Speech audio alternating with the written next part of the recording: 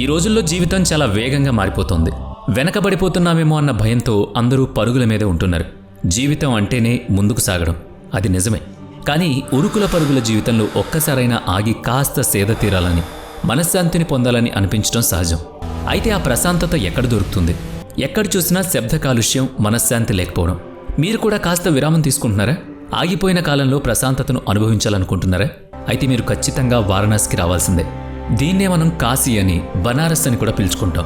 ఈ నగర వాతావరణంలో ఒక తెలియని ప్రశాంతత దాగుంటుంది. నగరపు రణగొణ ధ్వనుల మధ్యలో కూడా ఇక్కడ హాయిని పొందొచ్చు. ఆధ్యాత్మిక శాంతిని ఇక్కడ చాలా సులభంగా అనుభవించవచ్చు. ఇక్కడికొచ్చాక మనసును శాంతించమని చెప్పాల్సిన అవసరం లేదు. ఎందుకంటే ఈ నగరంలో మనసు ఉదాసీనంగా ఉండలేదు. దానంతటా అదే ఉల్లాసంగా, ఆనందంగా మారిపోతుంది. జీవిత సారాన్ని నిండిన శక్తి ఇక్కడ ఉంటుంది కాబట్టి దీన్ని బనారస్ అంటారు. మీరు కూడా మీ మనసును సంతోషపెట్టాలని అనుకుంటున్నారా? వారణాసి ఘాట్ల మీద గంటల తరబడి కూర్చుని జీవితంలోని పెద్ద పెద్ద సమస్యలకు పరిష్కారం వెతుక్కోవాలనుందా? ఇక్కడికి రాగానే దానంతటా అదే దొరికే ఆ తెలియని ఆనందాన్ని పొందాలనుందా? అయితే జీవితంలో ఒక్కసారైనా వారణాసికొచ్చి ఈ అద్భుతమైన క్షణాలను స్వయంగా అనుభవించండి. ఈరోజు మన డాక్యుమెంటరీలో వారణాసి గురించి అన్నీ తెలుసుకుందాం. అసలు ఈ నగరానికి ఇన్ని పేర్లు ఎందుకొచ్చాయి? ఇక్కడ అంత ప్రత్యేకత ఏముంది? మనశ్శాంతి కోసం అందరూ ఇక్కడికే ఎందుకొస్తారు? దీని చరిత్ర ఏం చెబుతుందో, ఇక్కడ చూడాల్సిన ప్రదేశాలేంటి? ఇలాంటి ఎన్నో ఆసక్తికరమైన విషయాలను ఇప్పుడు చూద్దాం. వారణాసి భారతదేశంలోని ఉత్తరప్రదేశ్ రాష్ట్రంలో ఒక ప్రసిద్ధ నగరం.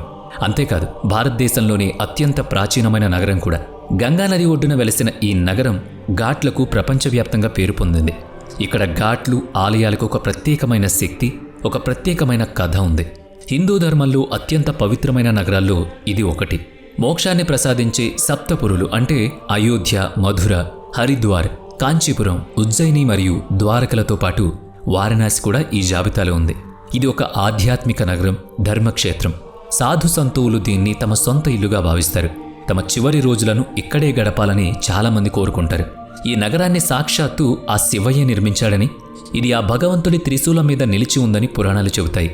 అందుకే ఈ శివనగరిలో ఆధ్యాత్మిక అనుభూతి అత్యున్నత స్థాయిలో కలుగుతుంది. ఇక్కడ ఇరుకైన సందుల్లో జనం రద్దీగా ఉన్నా సరే భక్తుల ఉత్సాహం ఏమాత్రం తగ్గదు, పైగా ఇంకా పెరుగుతుంది. ఆ జనసందోహంలో కూడా శాంతిని పొందగలగడమే ఇక్కడ సానుకూల శక్తి. అదే భారతదేశపు ఆధ్యాత్మికతకు కేంద్ర బిందువు.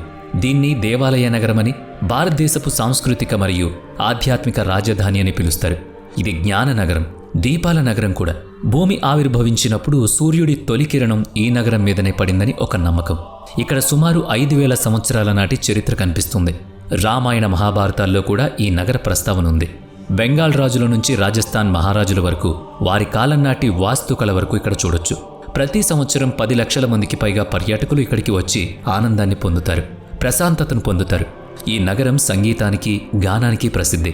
హిందుస్థానీ శాస్త్రీయ సంగీతానికి చెందిన బనారస్ ఘరానా ఇక్కడే పుట్టింది. ఇక్కడ జానపద సంగీతం, నాటకాలు, ముఖ్యంగా రామ్లీలా దేశవ్యాప్తంగా ప్రసిద్ధి. సంత్ కబీర్, వల్లభాచార్య, మహర్షి వేదవ్యాసుడు, శంకరాచార్యులు, పతంజలి, పండిట్ హరిప్రసాద్ చౌరాసియా, ఉస్తాద్ బిస్మిల్లా ఖాన్ వంటి ఎందరో గొప్ప దార్శనికులు, కవులు ఈ సంగీత భూమిపై పుట్టారు. హిందూ ధర్మానికే కాకుండా బౌద్ధ, జైన మతాలతో కూడా ఈ నగరానికి లోతైన సంబంధం ఉంది. బౌద్ధ గ్రంథాల్లో వారణాసిని కాశీ జనపద రాజధానిగా వర్ణించారు. గౌతమ బుద్ధుడు స్వయంగా ఈ నగరాన్ని ప్రశంసించి, జైన సాహిత్యంలో కూడా వారణాసి గురించి చాలా విషయాలు చెప్పబడ్డాయి. ఇక్కడ ప్రజలు మాట్లాడే భాషలో భోజ్పురి యాస కలిసి ఉంటుంది. దీన్నే కాశీకా అంటారు. ఇది వినడానికి ఎంతో ఇంపుగా, తీయగా ఉంటుంది. కొందరు దీన్ని వారణాసి అంటే, మరికొందరు కాశీ అని, ఇంకొందరు బనారస్ అని పిలుచుకుంటారు. అసలు ఈ పేర్లు ఎలా వచ్చాయి అంటే, వరుణ మరియు అసి అనే 2 నదులు వచ్చి గంగా నదిలో కలిసే ప్రాంతం కాబట్టి ఈ నగరానికి వారణాసి అని పేరొచ్చింది. వరుణ నది ఉత్తరం వైపు నుంచి, అసి నది దక్షిణం వైపు నుంచి వచ్చి గంగలో కలుస్తాయి. ఇక దీనికి కాశీ అనే పేరు రావడానికి కూడా ఒక ప్రత్యేక కారణం ఉంది. ఋగ్వేదంలో ఈ నగరాన్ని కాశీ లేదా కాశీ అని పిలుస్తారు. దీని అర్థం ప్రకాశించడం అని. ఈ నగరం ఎప్పుడూ జ్ఞానం, విద్య మరియు సంస్కృతితో వెలుగుతూ ఉంటుంది కాబట్టి జ్ఞానంతో ప్రకాశించే ఈ నగరానికి కాశీ అనే పేరొచ్చింది. అదే వారణాసికి ఉన్న అత్యంత ప్రాచీనమైన పేరు. ఇక దీనికి బనారస్ అని కూడా పేరు రావడానికి ప్రత్యేక కారణం ఉంది. ఇది పాళీ భాషలో బనారసి అనే పదం నుంచి పుట్టింది. కాలక్రమేణా బనారస్గా మారిపోయింది. మహమ్మద్ ఘోరీ దండయాత్ర సమయంలో ఇక్కడ మరణించిన బనార్ అనే రాజు పేరు మీద ఈ నగరానికి బనారస్ అనొచ్చింది.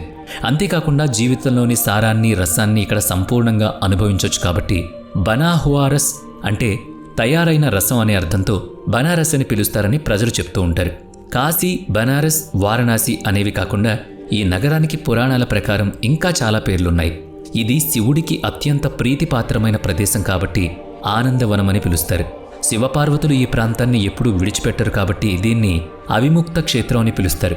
ఇవే కాకుండా శంకరపురి, శ్రీనగరి, ధర్మక్షేత్రం, శివరాజధాని, మహాశ్మశానమని కూడా పిలుస్తారు. ఇక్కడ ఘాట్లలో చితిమంటలు ఎప్పుడూ ఆరవు. అందుకే దీన్ని మహాశ్మశానం అంటారు. దీని వెనుక ఉన్న కారణాన్ని మనం ముందు తెలుసుకుందాం. వారణాసి చరిత్ర చాలా ప్రాచీనమైనది. మహాభారత కాలంలోనే కాశీ భారతంలోని సంపన్నమైన జనపదాల్లో ఒకటిగా ఉండేది.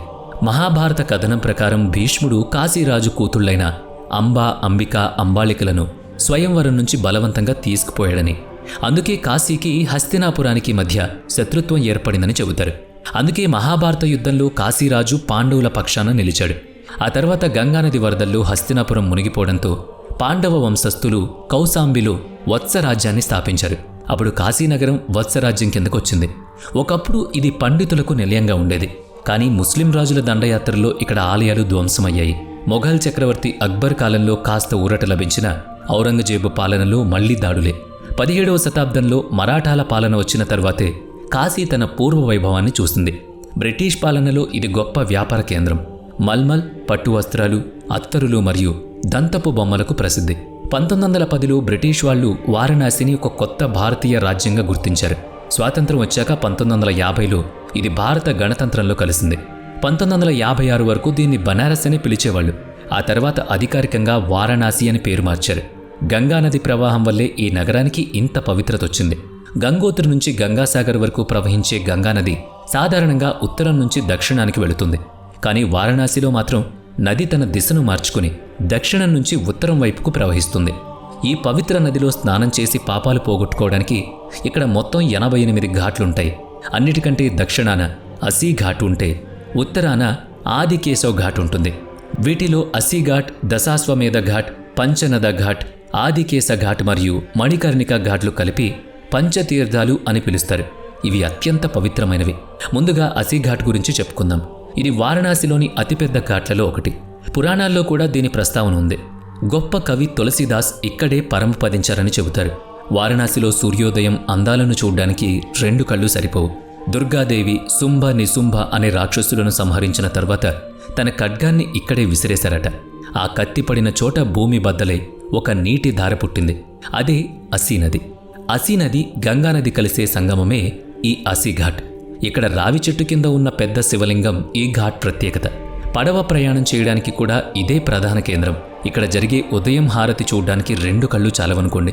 ఇక అత్యంత పురాతనమైన పవిత్రమైన ఘాట్ దశాశ్వమేధ ఘాట్. బ్రహ్మదేవుడు శివుడికి స్వాగతం పలకడానికి ఈ ఘాట్ను నిర్మించాడని పురాణాలు చెబుతున్నాయి.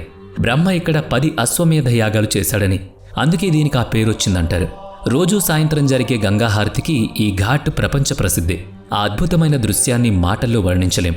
వేదమంత్రాల ఘోష, శంఖనాదాలు, దీపాల వెలుగులు, అగరబత్తుల సువాసన మధ్య జరిగే ఆ హారతి మనసులోని ఆందోళనలన్నిటినీ పోగొట్టి ఒక దివ్యమైన అనుభూతిని నింపుతుంది.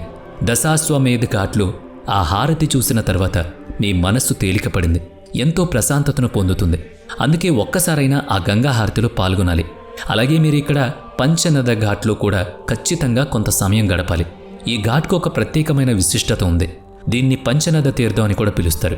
ఎందుకంటే ఇక్కడ గంగా, యమున, సరస్వతి, ధూప, పాప మరియు కిరణ అనే 5 నదుల సంగమం జరుగుతుంది. అయితే ఇప్పుడు నీటిలో గంగానది ప్రవాహం మాత్రమే మనకు కనిపిస్తుంది.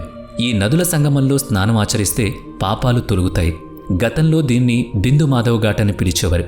ఎందుకంటే ఈ ఘాట్లో బిందు మాధవుడు అంటే సాక్షాత్తు విష్ణుమూర్తి ఆలయం ఉండేది. ఔరంగజేబు ఆ ఆలయాన్ని ధ్వంసం చేసిన తర్వాత కాలక్రమేణా దీని పేరు పంచనద లేదా పంచగంగా ఘాట్గా మారిపోయింది. పదండి, ఇప్పుడు వారణాసిలో అత్యంత ప్రశాంతంగా ఉండే ఆదికేశవ్ ఘాట్కు వెళదాం. ఈ ఘాట్లో జనం రద్దీ పెద్దగా ఉండదు. అందుకే మీకు కావాలంటే ఇక్కడ కొంత సమయం హాయిగా గడపొచ్చు.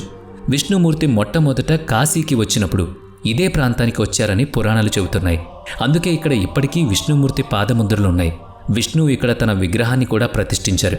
అదే నేడు ఆదికేశవ ఆలయంలో ఉంది. విష్ణుమూర్తి యొక్క ఆదికేశవ రూపం కారణంగానే ఈ ఘాట్కు ఆదికేశవ్ ఘాట్ అని పేరొచ్చింది. ఇక్కడ ఆదికేశవ ఆలయంతో పాటు జ్ఞానకేశవ, సంగమేశ్వర, పంచదేవత వంటి చాలా ఆలయాలున్నాయి. ఈ ప్రశాంతమైన ఘాట్ తర్వాత ఇప్పుడు జీవిత సత్యాన్ని చాలా దగ్గరగా చూపించే మరో ఘాట్కు వెళదాం. మనసును కాస్త ఆందోళనకు గురిచేసే ఆ ఘాట్ పేరే మణికర్ణిక ఘాట్. ఇందాక చెప్పుకున్నాం కదా, ప్రతి ఘాట్కు ఒక్కొక్క శక్తి ఉంటుందని. అలాగే ఈ ఘాట్లో ఆగినప్పుడు ఒక్క క్షణం మనసు బరువుగా అనిపిస్తుంది. కానీ కాసేపు అక్కడ నిలబడితే జీవితం ఏంటో తెలుస్తుంది. అసలు ఈ ఘాట్లో అంతలా ఏముందంటారా? ఈ ఘాట్ దహన సంస్కారాలకు ప్రసిద్ధి. ఇక్కడ ఎప్పుడూ ఏదో ఒక శవం దహనం అవుతూనే ఉంటుంది. ఆరని నిప్పులు ఈ ఘాట్లో. ఇక్కడ చితిమంటలు రగలని రోజంటూ ఉండదు. ఎందుకిలా? ఎందుకంటే ఈ ఘాట్లో ప్రాణాలు విడవడాన్ని గొప్ప అదృష్టంగా భావిస్తారు. ఇక్కడ మరణించిన వారికి సాక్షాత్తు ఆ శివుడే మోక్షాన్ని ప్రసాదిస్తాడని, చావు పుట్టుకల చక్రం నుంచి విముక్తి కలుగుతుందని నమ్ముతారు. ఈ గాఢమైన నమ్మకం వల్లే తమ చివరి దశలో ఉన్నవాళ్ళు దేశం నలుమూలల నుంచి ఇక్కడికి వస్తారు. తమ అంత్యక్రియలు వారణాసిలో ఈ ఘాట్లోనే జరగాలని కోరుకుంటారు. మృత్యువుకు దగ్గరగా ఉన్నవాళ్లు ఇక్కడ ఉండడానికి విముక్తిగా భావిస్తారు. మణికర్ణిక ఘాట్కు ఆ శివయ్య అనంత శాంతి వరాన్ని ఇచ్చాడని చెబుతారు. దీనికి సంబంధించిన ఒక కథ కూడా ఉంది. విష్ణుమూర్తి 1000 సంవత్సరాల పాటు ఈ ఘాట్లో ఉండి శివుణ్ణి ప్రార్థించాడట. సృష్టి వినాశన సమయంలో కూడా కాశీ నాశనం కాకూడదని వరం కోరారట. అది విని సంతోషించిన శివపార్వతులు కాశీలో స్థిరపడ్డారు. అప్పటినుంచి ఇక్కడ మోక్షం లభిస్తుందనే నమ్మకం ఉంది. దీనికి మణికర్ణిక అని పేరు రావడానికి కూడా ఈ కథే కారణం. ఒకసారి పార్వతీదేవి చెవికమ్మ అంటే మణికర్ణిక ఇక్కడ కుండంలో పడిపోయిందట. ఆ ఆభరణం పేరు మీదనే ఈ ఘాట్కు మణికర్ణిక ఘాట్ అని పేరొచ్చింది. సతీదేవి పార్థివ శరీరానికి శివుడు ఇక్కడే దహన సంస్కారాలు చేశాడని, అందుకే దీన్ని మహాశ్మశానం అని పిలుస్తారని మరో నమ్మకం. వారణాసిలో దహన సంస్కారాలు జరిగే మరో ఘాట్ కూడా ఉంది. అది హరిశ్చంద్ర ఘాట్. సత్యానికి ప్రతిరూపమైన అయోధ్యరాజు హరిశ్చంద్రుడు తన రాజ్యాన్ని, కుటుంబాన్ని దానం చేసి శ్మశానంలో కాటికాపరిగా పనిచేశారు. అందుకే ఆయన పేరు మీద ఈ ఘాట్కు హరిశ్చంద్ర ఘాట్ అని పేరు పెట్టారు. చూశారు కదా, వారణాసి ఘాట్లు కూడా ఒక పూర్తి జీవితాన్ని చూపిస్తాయి. ఒకచోట ప్రశాంతత ఉంటే మరోచోట జీవితం యొక్క కఠిన సత్యం ఉంటుంది. ఒకచోట రద్దీ ఉంటే మరోచోట నిశ్శబ్దం ఉంటుంది. జీవితం కూడా ఇంతే కదా, ఎండ నీడలు, కష్ట సుఖాల కలయికలు. జీవితం అంటే కేవలం సుఖం మాత్రమే కాదు కదా. వారణాసి ఘాట్లు అవే చెప్తాయి. ఈ మాటలు కాస్త వేదాంతాల్లో అనిపించవచ్చు, కానీ మర్చిపోకండి, ఇది వారణాసి వాతావరణ ప్రభావం. ఇది జీవితంలోని అన్ని రంగులను మన కళ్ల ముందు ఆవిష్కరించే ఒక గొప్ప ప్రదేశం. ఘాట్ల ప్రయాణం తర్వాత ఇప్పుడు వారణాసిలోని పవిత్రమైన చారిత్రక ఆలయాలను, పర్యాటక ప్రదేశాలను చూద్దాం. ముందుగా కాశీ విశ్వనాథ్ ధామ్ గురించి తెలుసుకుందాం. శివుడి 12 జ్యోతిర్లింగాల్లో విశ్వనాథ ఆలయం ఒకటి. ఇక్కడ ఉన్న శివుణ్ణి కాశీనాథుడు అని, విశ్వేశ్వరుడు అని కూడా పిలుస్తారు. విశ్వేశ్వరుడు అంటే విశ్వానికి పాలకుడు అని అర్థం. ఈ ఆలయంలో శివుణ్ణి బ్రహ్మాండ నాయకుడిగా కొలుస్తారు. 1000 ఏళ్లుగా ఈ ఆలయం గంగా నదిలోని దశాశ్వమేధ ఘాట్కు దగ్గరలో ఉంది. దీని గురించి మహాభారతంలో కూడా రాసుంది. 11వ శతాబ్దం నుంచి 15వ శతాబ్దం మధ్యలో ఈ ఆలయంపై ఎన్నో దాడులు జరిగాయి. అయినా సరే మళ్లీ పునరుద్ధరణ జరిగింది. మొఘల్ పాలకులు దీనిపై చాలాసార్లు దాడి చేశారు. అయినా సరే కాలానికి ఎదురు నిలిచి ఈ పవిత్ర ఆలయం నేడు లక్షల మంది భక్తులకు ఆశీర్వచనాలు అందిస్తోంది. ఇప్పుడు మనం చూస్తున్న ఆలయాన్ని 1780లో మహారాణి అహల్యాబాయ్ హోల్కర్ నిర్మించారు. దీని గోపురాలకు వాడిన బంగారాన్ని మహారాజా రంజిత్ సింగ్ బహుకరించారు. ఇప్పుడు ఇది దాదాపుగా 55,000 చదరపు మీటర్ల విస్తీర్ణంలో విశ్వనాథ్ ధామ్గా మారింది. భారత ప్రభుత్వం ఇక్కడ గంగాద్వారం, కారిడార్ నిర్మించి దీని విస్తీర్ణాన్ని పెంచింది. ఈ కారిడార్ వల్ల గంగా ఘాట్లు నేరుగా కాశీ విశ్వనాథ్ ఆలయంతో అనుసంధానించబడ్డాయి. దీనివల్ల భక్తులు ఘాట్ల నుంచి నేరుగా బాబా విశ్వనాథ్ ఆలయాన్ని చేరుకుంటారు. ఈ ఆలయమే వారణాసికి గుర్తింపు. శివపార్వతుల వివాహం జరిగాక వాళ్ళిద్దరూ కాశీకి వచ్చి స్థిరపడ్డారని, అప్పుడు శివుడు స్వయంగా ఇక్కడ విశ్వనాథ జ్యోతిర్లింగ రూపంలో వెలిశాడని పురాణాలు చెబుతున్నాయి. అయితే కాశీ విశ్వనాథుని దర్శనానికి వెళ్లే ముందు అక్కడికి కొద్ది దూరంలో ఉన్న కాలభైరవ ఆలయాన్ని దర్శించుకోవాలి. కాలభైరవుణ్ణి దర్శించుకోకపోతే కాశీ విశ్వనాథ దర్శనం ఫలితం దక్కదని ఒక నమ్మకం. బాబా విశ్వనాథుడే కాలభైరవుడని, కాశీకి కోత్వాల్గా అంటే రక్షకుడిగా నియమించబడ్డాడని చెబుతారు. కాలభైరవుడు శివుడి రుద్రావతారమే. కోరికలు తీర్చేవాడు కాదు, మనుషులు చేసే చెడ్డ పనులకు శిక్ష వేయడానికి కూడా కాలభైరవుడు ప్రసిద్ధి. కానీ విశ్వనాథ ఆలయం పక్కనే అన్నపూర్ణాదేవి ఆలయం ఉంది. ఈ అమ్మవారిని అన్నప్రసాదాలకు దేవతగా కొలుస్తారు. సాక్షాత్తు ఆ శివుడే అన్నపూర్ణాదేవిని భిక్ష అడిగాడని పురాణాలు చెబుతాయి. ఈ తల్లిని దర్శించుకున్న వారి ఇల్లు ఎప్పుడూ ధాన్యాదులతో వర్ధిల్లుతూ ఉంటుంది. ఇక్కడే దుర్గామాత ఆలయం కూడా ఉంది. ఇక్కడ అమ్మవారు కూష్మాండ రూపంలో ఉంటారు. ఈ ఆలయంలో అమ్మవారి విగ్రహం స్వయంగా వెలిసిందని నమ్మకం. నవరాత్రుల సమయంలో ఇక్కడ 1000 మంది భక్తులు వస్తారు. దీని దగ్గర దుర్గాకుండ అనే ఒక పురాతన కోనేరుంది. ఎర్రని రంగులో ఎత్తైన గోపురంతో ఉండే ఈ ఆలయాన్ని మంకీ టెంపుల్ అని కూడా పిలుస్తారు. ఎందుకంటే ఇక్కడ కోతులు ఎక్కువగా ఉంటాయి. దీనికి దగ్గరలోనే ప్రసిద్ధ సంకటమోచన ఆలయం ఉంది. గోస్వామి తులసీదాస్ తపస్సు వల్ల ఇక్కడ ఆంజనేయ స్వామి విగ్రహం వెలిసిందని చెప్తారు.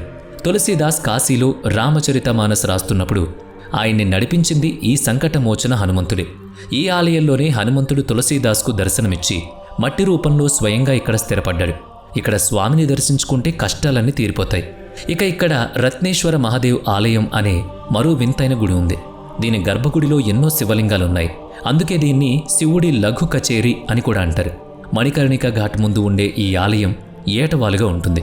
ఇటలీలోని ఫిఫా టవర్ 4 డిగ్రీలు వంగి ఉంటే ఈ రత్నేశ్వర ఆలయం ఏకంగా 9 డిగ్రీలు వంగి ఉంటుంది. కట్టేటప్పుడు నిటారుగానే ఉన్నా ఇప్పుడు 100 ఏళ్లుగా ఇది ఒక పక్కకు ఒరిగిపోయింది. అహల్యాబాల్ హోల్కర్ దాసి అయిన రత్నాబాయి దీన్ని కట్టించారని, కానీ పునాది సరిగ్గా లేకపోవడంతో వంగిపోయిందని చెప్తారు. రాజా మాన్సింగ్ సేవకుడు తన తల్లి రత్నాబాయి కోసం దీన్ని కట్టించారట. గుడి పూర్తయ్యాక తల్లి రుణం తీర్చుకున్నానని అతను గర్వంగా చెప్పాడట. తల్లి రుణం ఎప్పటికీ తీర్చుకోలేమని చెప్పడానికి ఆ మాట అనగానే గుడి వెనక్కి వంగిందని చెప్తారు. సంవత్సరంలో 6 నెలలు ఈ ఆలయం నీటిలో మునిగి ఉంటుంది. అంతేకాదు ఇక్కడ భారతమాత ఆలయం కూడా ఉంది. ఇది దేశ సమైక్యతను చాటి చెబుతుంది. ఇది భారతదేశాన్ని ఏకతా సూత్రంతో కట్టిపడేసే ఒక ప్రత్యేక ఆలయం. 1936లో మహాత్మా గాంధీ ఈ ఆలయాన్ని ప్రారంభించారు. స్వాతంత్ర సమరయోధుడు, ఆధ్యాత్మిక నాయకుడైన బాబు శివప్రసాద్ గుప్తా గారి చేతుల మీదుగా ఈ ఆలయం పుట్టింది. ఈ గుడి ఏ దేవుడికో దేవతకు అంకితం చేసింది కాదు. ఇది మన భరతమాతకు చిహ్నం. ఇది ఒక కొత్త దృక్పథాన్ని మనకు చూపిస్తుంది. ఐకమత్యం యొక్క శక్తిని, సామూహిక భావాలను అర్థం చేసుకునేలా చేస్తుంది. భారతమాతను దైవ సమానంగా భావించి పూజించే గొప్ప ఆలోచన ఈ ఆలయం సొంతం. ఈ ఆలోచన, ఈ మందిరం నిజంగా ప్రశంసించదగింది. అందుకే మీరు కూడా తప్పకుండా దీన్ని దర్శించండి. ఇక్కడ ఆలయాలే కాదు, చూడ్డానికి కూడా కోటలుంటాయి. తులసి ఘాట్కు ఎదురుగా రామ్నగర్ కోట ఉంది. దీన్ని 1970లో కాశీ నరేష్ మహారాజా బల్వంత్ సింగ్ నిర్మించారు. మహాభారత కాలంలో మహర్షి వేదవ్యాసుడు రామ్నగర్లో ఉండి తపస్సు చేశాడని చెబుతారు. అందుకే ఆయన గౌరవార్థం ఈ కోటను నిర్మించి దీనికి వ్యాసకాశీ అని పేరు పెట్టారు. ఆ తర్వాత ఇక్కడ రామ్లీలా ప్రదర్శనలు జరగడం వల్ల దీని పేరు రామ్నగర్గా మారింది. ఈ కోటలో చెక్కిన బాల్కనీలు, మండపాలు, విశాలమైన ఆవరణలు, దర్బార్ హాల్ చూడముచ్చటగా ఉంటాయి. కోట లోపల వేదవ్యాసుడి గుడి, దక్షిణముఖ ఆంజనేయ స్వామి గుడి ఉంటుంది. అలాగే ఇక్కడ ఒక భారీ ఖగోళ గడియారం కూడా ఉంది. కోటలోని మ్యూజియంలో మధ్యయుగాల నాటి దుస్తులు, ఆభరణాలు, పల్లకీలు, తుపాకులు, పాత కార్లు, ఇలా ఎన్నో అరుదైన వస్తువులు. ఈ ఆలయాలు కోటల నగరానికి సుమారుగా 13 కిలోమీటర్ల దూరంలో సార్నాథ్ ఉంది. ఇది భారతదేశంలోని అత్యంత ప్రసిద్ధ బౌద్ధ పుణ్యక్షేత్రాల్లో ఒకటి. గౌతమ బుద్ధుడికి సంబంధించిన 4 పవిత్ర స్థలాలున్నాయి. అవి కుశీనగర్, బోధ్గయ, లుంబిని మరియు సార్నాథ్. బుద్ధుడు తన మొదటి బోధన చేసింది ఇక్కడే. బౌద్ధ ధర్మం యొక్క మౌలిక సూత్రాలు ఆయన ఇక్కడే వివరించారు. ఇక్కడ బుద్ధుడి బోధనలను సింహగర్జన అని పిలిచేవారు. అందుకే బౌద్ధ ధర్మ ప్రచారానికి సింహం ఆకృతి ఎక్కువగా వాడతారు. ఇదే కారణంతో సామ్రాట్ అశోకుడు సార్నాథ్లో 4 దిక్కులా గర్జిస్తున్న సింహాలతో కూడిన స్తంభాన్ని ఏర్పాటు చేశాడు. దీన్నే అశోక స్తంభం అంటారు. స్వాతంత్రం తర్వాత దీన్నే మన భారతదేశ జాతీయ చిహ్నంగా స్వీకరించారు. సర్నాథ్లోని మ్యూజియంలో బౌద్ధ విగ్రహాల గొప్ప సేకరణలు చూడొచ్చు. ఈ నగరం హిందూ బౌద్ధ మతాలకే కాదు, జైన మతానికి కూడా పవిత్రమే. జైన మత 23వ తీర్థంకరుడైన శ్రీ పార్శ్వనాథుడు ఇక్కడే జన్మించారు. అందుకే ఇక్కడ హిందూ, బౌద్ధ మరియు జైన మతాలకు సంబంధించిన గొప్ప చరిత్ర ఉంది. వారణాసి నుంచి దాదాపుగా 70 కిలోమీటర్ల దూరంలో ఉన్న చంద్రప్రభ వన్యప్రాణి సంరక్షణ కేంద్రానికి కూడా సందర్శకులు వెళుతూ ఉంటారు. ఇది ఆసియా సింహాలకు ప్రసిద్ధి. దట్టమైన అడవులు, జలపాతాల మధ్య ప్రకృతి ఒడిలో గడపడానికి ఇది ఒక మంచి పిక్నిక్ స్పాట్. ఈ ధర్మనగరాన్ని ఉత్సాహాల నగరం అని కూడా పిలవాలి. ఎందుకంటే ఇక్కడ పండుగలు చాలా ఘనంగా జరుగుతాయి. మహాశివరాత్రి, మకర సంక్రాంతి, గంగా దసరా, భరత్ మిలాఫ్, దీపావళి, హోళీ, ఛత్ పూజ వంటి పండుగలు సందడిగా ఉంటాయి. ఇక్కడ జరిగే రామ్లీలా చూసి మీరు మైమర్చిపోతారు. సర్నాథ్లో బుద్ధ జయంతి రోజున జరిగే జాతరలో కూడా ఇక్కడ చాలామంది పాల్గొంటారు. అలాగే బనారస్ రుచులు అస్సలు మిస్ అవ్వకండి. ఇక్కడికి వచ్చాక రుచికరమైన ఠండాయి, మలై వంటివి తప్పక రుచి చూడాలి. ఇక బనారస్ పాన్ గురించి ప్రత్యేకంగా చెప్పాల్సిన పనిలేదు. ఇంటికి వెళ్ళేటప్పుడు తీపి గుర్తులుగా ఫోటోలతో పాటు బనారస్ చీరలు, గులాబీ మినాకారీ వస్తువులను తీసుకెళ్లడం మర్చిపోవద్దు. అవి మీకు వారణాసిలోని ప్రశాంతతను, ఆలయాల్లో గడిపిన క్షణాలను ఎప్పుడూ గుర్తు చేస్తాయి. వారణాసి రావడానికి అక్టోబర్ నుంచి ఫిబ్రవరి మధ్య చాలా బాగుంటుంది.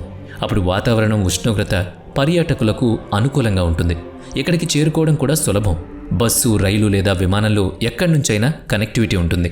న్యూఢిల్లీ, ముంబై, కోల్కతా, చెన్నై, పూణే, అహ్మదాబాద్, ఉజ్జయిని, జైపూర్ వంటి పెద్ద నగరాల నుంచి వారణాసికి మంచి రవాణా సౌకర్యం ఉంది. మరి ఇంకెందుకు ఆలస్యం? ఆ శివుడి నగరాన్ని దర్శించుకోండి, జీవిత పరమ సత్యాన్ని తెలుసుకోండి. వీడియో నచ్చితే లైక్ చేయండి, షేర్ చేయండి. ఇప్పటి వరకు మన ఛానల్ని సబ్స్క్రైబ్ చేయనట్లయితే ఇప్పుడే సబ్స్క్రైబ్ చేసుకుని పక్కనే ఉన్న బెల్ ఐకాన్పై క్లిక్ చేయండి. నెక్స్ట్ వీడియోలో మళ్ళీ కలుద్దాం. Thanks for watching.